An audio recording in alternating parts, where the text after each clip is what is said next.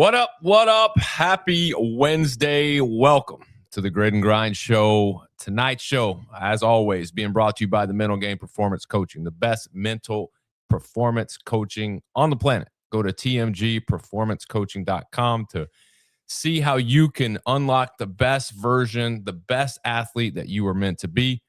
Jesus One Apparel. Head over to Jesus1apparel.com. Enter code IOTB20 for 20% off your next order. Chinook Seeds. Opening day, Major League Baseball is today. What a better way to celebrate than with the best sunflower seeds in the game. 8 flavors, mild to wild. Go to your local gas station, grocery store, convenience store. Pick up the best sunflower seeds in the game. I promise you, you won't be disappointed. And finally, Old Dominick Distillery. Bourbon, vodka, whiskey, gin. Go to olddominickdistillery.com and pick out your favorite spirit. They got everything for every occasion. They even got hats. They got shirts. You name it, they got it. Go to the website, check them out. And with that, speaking of checking things out, we got to check out something new. And when I say something new, I don't want to throw any shade at anybody out there, any rookies in the league, but I was told that tonight's guest, he is the newest member of the Palm Beach Breakers. I was told by a credible source that this could be the next Grid League 2026 Rookie of the Year. To be determined, but a lot of clout is coming with our guest tonight. So help me welcome onto the show, Nicky Rodgers. Nicky, what's up, brother? What's up? What's up? How are you? I am blessed, man. My feet hit the ground this morning, and so when that happens, you tend to say, hey, I'm blessed because I was able to get in the gym this morning. I was able to move around a little bit, feel good. And so, I mean, what better way to claim the day than to start with a workout? And, we're going to get into all that. You, my man, are highly touted, a lot of clout coming from you, a lot of things have been said as far as your abilities and what you can do and what hopefully you will do on the grid. And we're going to get into all that, but we got to talk about you and fitness, because I'm always interested when I have athletes come on is what is the journey? How do you get into what you're doing now? So like as a kid, like tell me, how does Nicky Rodgers traveled this path to get him into being an elite CrossFit athlete, which last year you were a North American West semifinalist.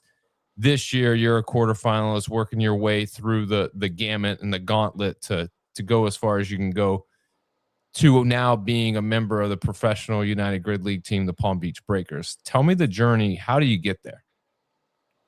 Yeah, so I mean, growing up, I was always a really active kid. Played baseball my whole life growing up, like from the time I could remember up until high school. Played a semester in college, but when I was around 13, that's when I found CrossFit. My dad, he started going to a gym, and I mean, like I did workouts here and there, but nothing crazy. But when I was 13, he invited me to come work out with him at this gym. So we went, and then really just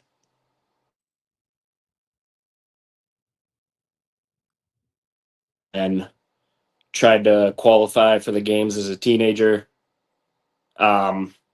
Missed out my last year as a teenager by a couple spots. And then now just transitioning to the elite division. It's been a couple years, but last year I was able to make it to an in-person semifinal and hopefully keep that path going. And then Matt had reached out to me on Instagram about Grid League, and yeah, so that's where I'm at now.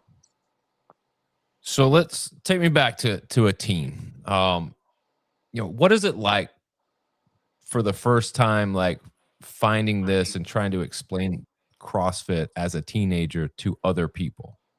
Is it difficult to like go to your boys and be like, hey man, I'm doing this CrossFit thing, y'all should come? Or are they just like, man, I don't get it?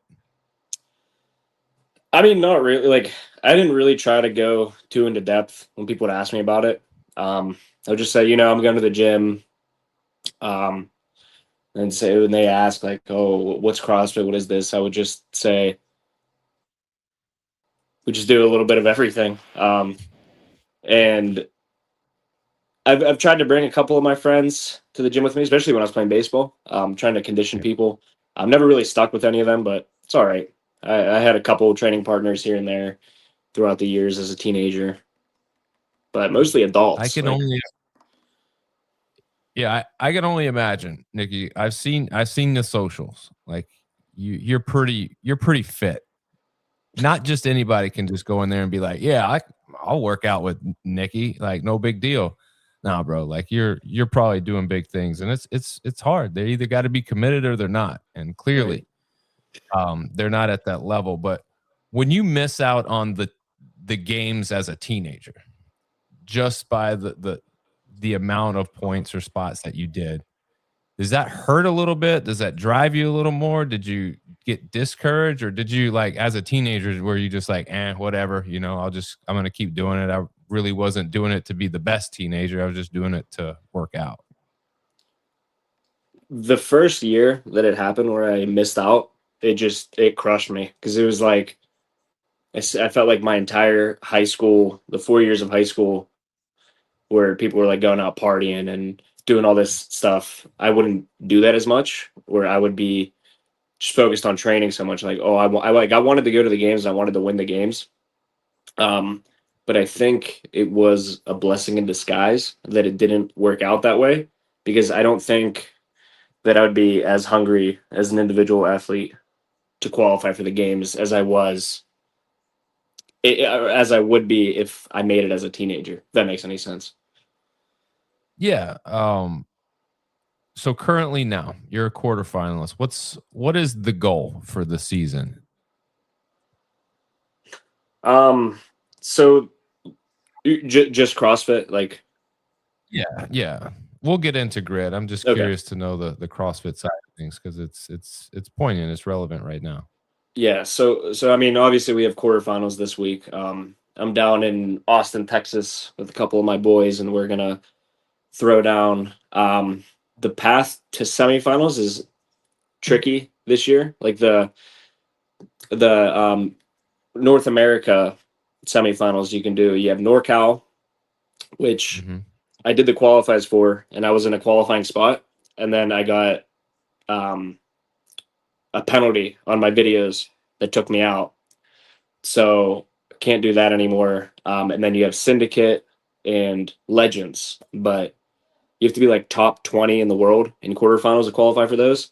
So the path that we're looking for right now is to do quarterfinals and then do the Torian Pro, which is in Australia. Obviously, make it onto the online semifinals, which would be top 2,000. But for the Torian Pro, you do the quarterfinal workouts and then submit your scores to their leaderboard, and the top 30 get a spot from there. So that's the goals for the semifinals this year. Yeah. And so when you talk about Torian Pro Australia, are you going there in person? Is that the plan? Yeah, if I qualify. Yeah, that's the plan. Wow. That's unreal. And when do those workouts get released? The qualifying workouts for that get released? So their qualifiers are quarterfinals. Gotcha. You'll have so it's a week after quarterfinals ends is when their deadline is due, but you submit your scores on both leaderboards. Let me tell you something, Nicky. Go ahead and make sure that passport's ready, brother. Yeah. I believe. So you made it sound simple that Matt Hornaday just DMs you, slides right in, and just pitches it to you. I mean, was it just that simple? How does Matt find out who you are? I mean, obviously he's scouring, looking for athletes, I'm sure, as any coach and owner would do. But being where you're at, how does he come across you?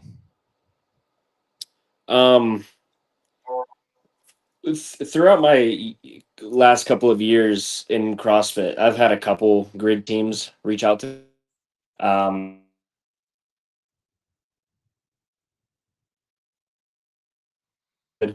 but Matt had reached out to me couple months ago, and he basically we got into a call, and I just liked his determination to want to win, and that really kind of stuck with me. Is growing up playing baseball, like wanting to win and being on a team, and that's just something that I really liked about Matt, and I think that's why I chose the Breakers over the other teams. What were the other teams? Just curious. I don't remember. I could not tell you. I mean, if all of them are as smart as I think they are, I'm sure the majority of them probably reached out to you. But obviously, it was what Matt had told you he was building with the Breakers, the competition, the drive to win. I don't know. What do you know about the Breakers story from 2 years ago to last year to what they're doing this year? How much of that do you know, or were you briefed on? Not too much. I know Matt and the Breakers have been around pretty much since Grid has started, if I'm not mistaken, right? Long time. But like I knew last year they had the Rookie of the Year, and they either made the championship or almost made the championship, and they have a lot of guys coming back this year that a lot of guys and girls coming back this year that are hungry to win. I mean, that's pretty much all that I know. I don't know too much of the history.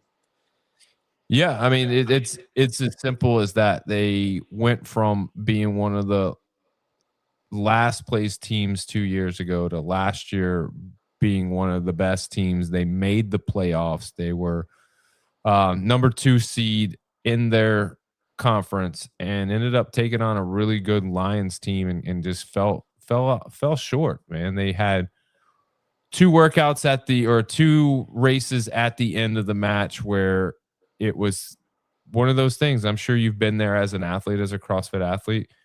You go into the workout, things are going well, and then all of a sudden the wheels just fall off and like you just don't have it. And I think that's what ended up happening. It was a good learning moment for them, but also a situation where it creates a fuel. Like it's a fire source now for this new year. And to me, it sounds like that's what Matt is selling you, and not really selling you, but just telling you the story and getting you captivated and getting you bought into what they're trying to do, because they're bringing back, I mean, a good core of people, and they signed yourself and a couple other people that are game changers. What do you, when you look at the sport of grid and looking at what you're probably going to be asked to do, the elements, you may not know or have practiced or done any of the races yet, but eventually you will. What do you think the learning curve for you is going to be? I mean, you're a badass athlete. You're very fit. It's a natural transition from CrossFit to grid, but like, what do you think will be some of the hiccups along your way? Just really understanding how everything works, like when to tag in, when to tag out. I'm not a very selfish guy, so really whatever Matt tells me to do, I'm gonna do it. Like I don't care about like overperform, like, oh, I want to do this, I want to do that. Whatever they tell me to do, I'm gonna do.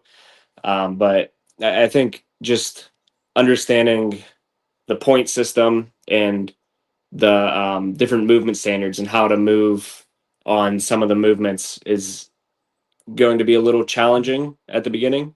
But yeah, I mean, he sent me videos and everything to try to better explain it. So I think I'm learning a little bit, but I really won't fully understand until after the first match, I think.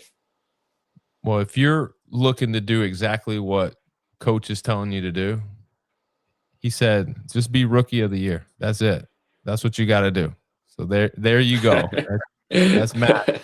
Calling a shot. I mean, had one last season and a guy who actually missed one of the matches, but you look at the Breakers. Do you have a timeline for you? Because I think your situation might be different. It's similar to some athletes in the league with CrossFit and trying to work towards that.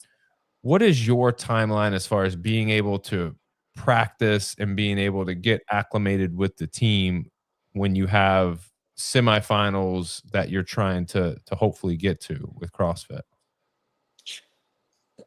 I mean, it's pretty open, especially when summertime rolls around. Like right now is a very compact time, like the open quarterfinals. Um, but it's really just this month and the end of May that is tough for the quarter or for CrossFit athletes. Just jam pack a lot of competitions going on, but Right. talking to Matt with my schedule, most of it's going to be in August and September, which is pretty much the off season. Like there's not very much stuff going on in those couple of months. But as far as practice goes, like I've tested a couple of the movements and practiced the stuff that he sent a list over. So I know like they do virtual practices, which I'm pretty flexible with, and if there's like in-person stuff, 90% of the time I'll be able to make it. So I'm not too worried about the schedule part of it. Nice. Yeah, I mean, you talk about the end of the May. Obviously, the first weekend of matches is May 23rd. It's in Mhm. Miami. What are the odds that you're going to be there? Slim to none, or I mean, my hope is that you're not there because that means the goal that you set out prior to doing this that you're there. Yeah. But in the event, I'm sure like that's on the radar. That's something that you're probably 50-50 on, depending on how you qualify or if you qualify. Yeah. So Miami, right? In May 23rd. Yep. It's just really going to depend on if I qualify for Torian or not, because it's the same weekend. So I'll be in Got Australia or I'll be in Miami. It's either one. can't be in both. That's for No. sure. You know, I don't want you to feel any pressure one way or the other, but it's a big match May 23rd. They're taking on the defending champs, the Okay. Sharks. Like it's a big deal. So they're opening it up. You don't get to hide from any of the smoke. You're going to jump right into the fire. Obviously, June 20th is the next set of matches, which you guys won't be a part of because you'll be off. But then August 8th is when you're back. You're going in New York against a Brigade team, and the Brigade is a traditional, very, very good team. They're solid every year. They were playoff team last year. So do we anticipate your definitive, like you're going to be there August 8th in New York? I will be there. Yeah. Nice. Nice. So you got August 8th in New York. You turn around the next day, the 9th in New York, and take on the Palms. You got Dallas. You guys are going on August 30th in Dallas against the Lions, which will be a big matchup of the conference finals last year. So definitely some things to look forward to when you look at the season as a whole. Given the just there's not a lot of weeks in the season. Is that a good thing for you, a bad thing for you, or it's a perfect amount to start off a rookie season and kind of get your feet wet? I think it's good for the rookie season. You know, a lot of travel. I like last year there was so many different semifinals and different things I had to go to back weekends, and it just got really tough. There was a month span, the end of May and June, where I would have a competition every other week. Like it was the TFX Invitational, which is a semifinal, back in the NorCal Classic. So going to Oklahoma, California, and then the next weekend I was in Florida, then New Jersey. It was just too much. So I like how it's a little spread out and it's not every weekend, because that'd be pretty nuts, right? I did not enjoy that last year. I mean, how do you recover, or do you recover when you've got so much jammed into such little time?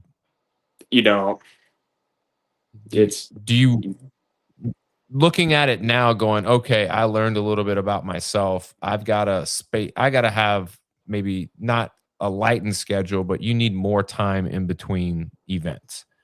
Do you think you're going to be a better version of yourself by giving yourself more time, or do you feel like in the back of your head, like, man, like more is better? Like, I mean, I've always kind of been a more is better type of guy. Hard, I man. just It like is so volume. hard. Like my training is super long, but you just have to be smart because if you don't give yourself time to recover, you can get pretty seriously injured doing some of this stuff. So it's two sides, I think. Who's your coach? Who's your CrossFit coach? James Townsend.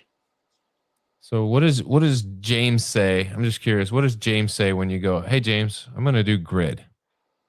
It was a funny conversation. Like I just said, James, I got reached out to by this grid team. It's a pretty cool opportunity.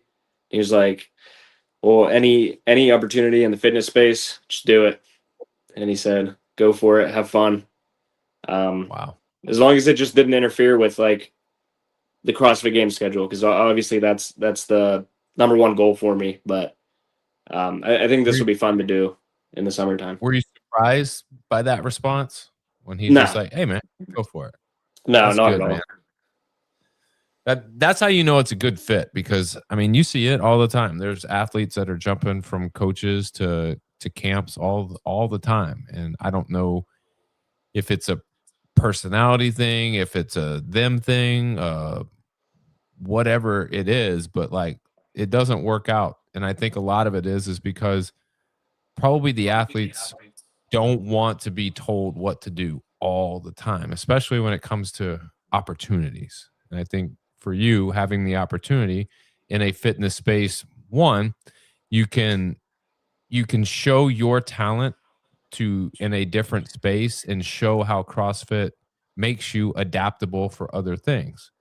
Grit is a good transition, but also it allows you to stay fit, man. Gets to you to show what you do, and honestly, it's a great way to kind of level up your performance, because I'm sure for you in the gym, it can be monotonous day after day after day. It's that grind, and like, how do you know how good you are if you're not doing something different? We know you're Right. good at CrossFit, but like, what outside of CrossFit? So it's a good mesh. Matt says that's a great coach you got. He's listening to his athlete. He's accommodating you and what you want to do. When you look at this rookie season, everything that is laid out in front of you, what's your personal goal like for this season in grid? Just gonna ball out. Like it's. I'm not putting too much pressure on myself. Just gonna perform to the best of my abilities. There's a lot of stuff that I think I will do really well at, and then there's like some of the stuff that I don't think that I'd be the best at, which is why it's great to have teammates that are good at that stuff. But I think it's gonna be a nice change of pace, and it's gonna be a nice challenge for me to adapt to something over this season. So, not to crush Matt Hornaday's dreams. You're not, if you become rookie of the year, that's just a byproduct of you going out, just enjoying yourself, doing your best, and whatever comes with it comes with it. When you look at the team, the roster, what do you know about the teammates? What do you know about their skills, their abilities? Do you know much, or just based on what you've seen online, on social media? Just know there's a bunch of badasses. There's that's pretty much all I know. Like I see they post stuff in our group chat all the time. It's just crazy, crazy some of the stuff that people can do. Yeah, I mean, you're returning 1, 2, 3, 4, 5, 6, 7, 8, 9, 10, 11, 12, 13 players from a really good breakers team. And 13 is just what I quickly could count. There could be more. But I do know of the 13, you've got arguably, maybe not even arguably to some, the best female grid league player in the league. Vita Vetercon on your team.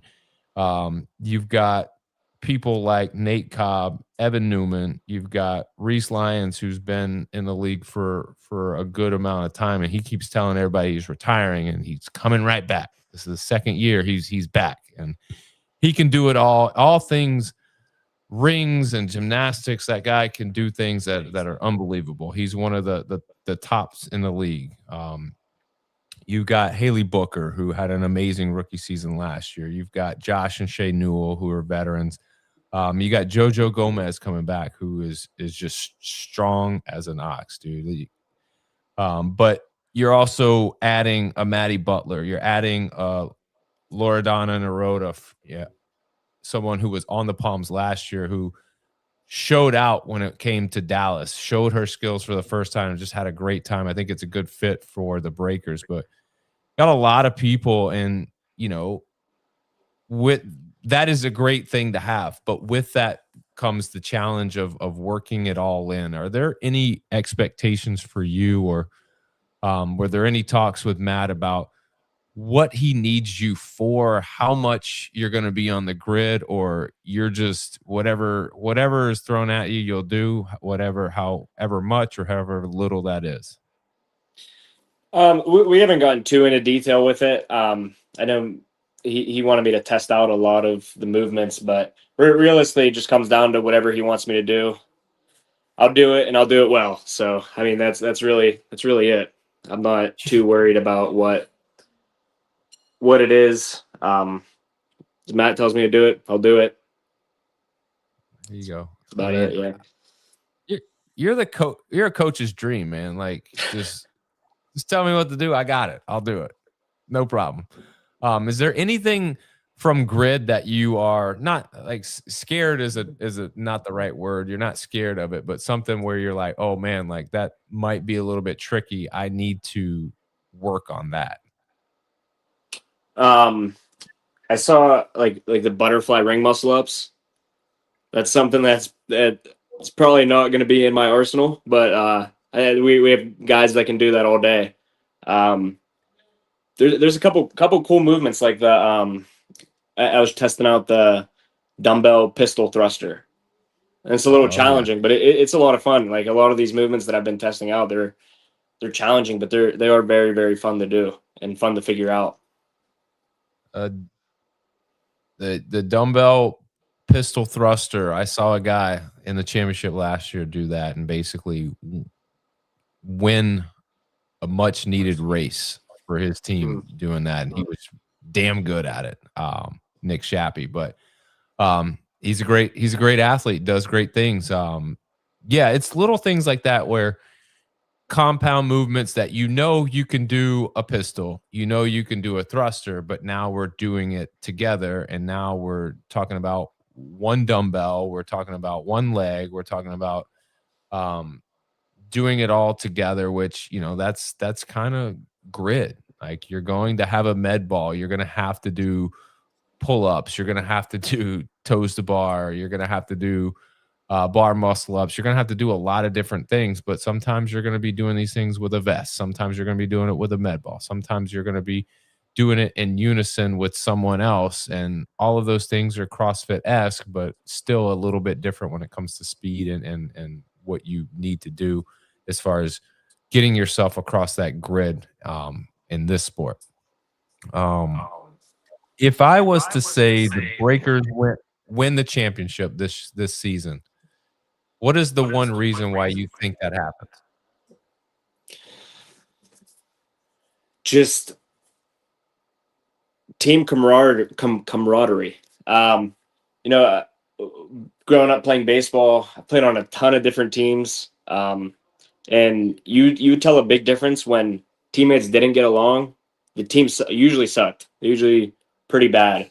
But my sophomore year of high school, when we won the state championship, everybody got along. Everybody hung out all the time. There was no like beef between anybody, like even any like petty things or anything. Everybody got along. Everybody always hung out, and we were the best team in the state. So I think just being on a team, you kind of have to have that, just everybody pulling for each other, no little things here and there where somebody might have something against somebody else. Just being a team, everybody pulling for each other. I think that's what is going to be needed for the Breakers. Yeah, I mean, that's 2 years ago, or well, a little over a year ago, I sat with Matt Hornaday and I asked him, I was like, well, what do you got to do differently? And that's one of the things. He's like, we've got to build a camaraderie, a community, a culture within the Breakers. It's not about the name on the back of the jersey. It's about the name on the front of the jersey and people doing what they need to do to make the team win. And egos get checked, and those are hard things to take, but you want the people that can understand why they're doing what they're doing, whether that's a heavy load or not a heavy load. Because the one thing, Nicky, that I've learned from this sport is no matter how specialist you are at certain movements, no matter how much or how little you're on the grid, every single person on a team matters in their own way. And I'll give you an example. There was a coach last season who missed a match. Her players stepped in, helped coach, helped lead the team. And you just don't see that everywhere. Not everyone could do that, but they were willing to sacrifice their own time on the grid to do what they felt they needed to do, which was to help coach the team and manage the team and get them through one of the matches last season. And things like that mean a lot. I mean, they go a long way. So looking at what the Breakers have, it's going to be another really, really potentially good season with the addition of you, potential rookie of the year, dare I say. So we'll see how that goes. But before I let you get out of here, Nicky, anything you want to plug or promote? Shout out to Matt. Shout out to the Breakers. But also, if you're ever in Austin, Texas, Kumana CrossFit, best gym in the area. Kumana CrossFit. The Subiano boys. Great guys. Subiano boys, man. That's what's up. Big time shout out to Subiano boys. Matt's gonna leave us with a little wave, letting everybody know what's up. Nicky, man, I appreciate the time. If there's anything I can do for you along the way, reach out to me, and I look forward to seeing you on the grid, brother. I appreciate you. Thank you. Thank you for this interview. Thank you for everything. Absolutely. That is Nicky Rodgers, everybody, of the Palm Beach Breakers. Who knows? Could be the rookie of the year. Matt Hornaday called it last year that he was going to have rookie of the year. He did, and he's calling it again. Can it happen?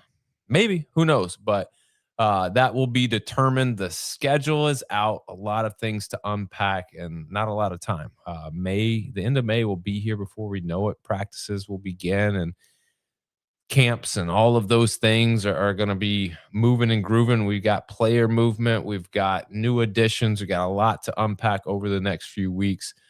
So y'all stick around with me. You'll hear all the interviews. You'll hear all the insight. I promise you, we got power rankings coming probably. I don't know. Let's shoot for Cinco de Mayo. That seems like a good time to put out the preseason power rankings. So there's my accountability piece. Cinco de Mayo power rankings for the 2026 season. And we'll continue talking to athletes. We'll continue talking to coaches, and we'll continue to prep everybody for the season that is. And as always, stick around with us. We'll be back next Wednesday. I'm talking to Josh Newell of the Breakers. We're talking to Tom Soroka of the Wild. We got the strongmen. We got the strength specialists. They're going to come, and I got to give them some love too. And two of my favorite guys in the league, Tom and Josh, will be joining us. Who knows where the conversation is going to go, but it'll be fun either way. But I appreciate everybody. Hope y'all have a great night, and we'll see y'all next week. As always, remember, strong body, sharp minds, grit and grind all the time. We're out.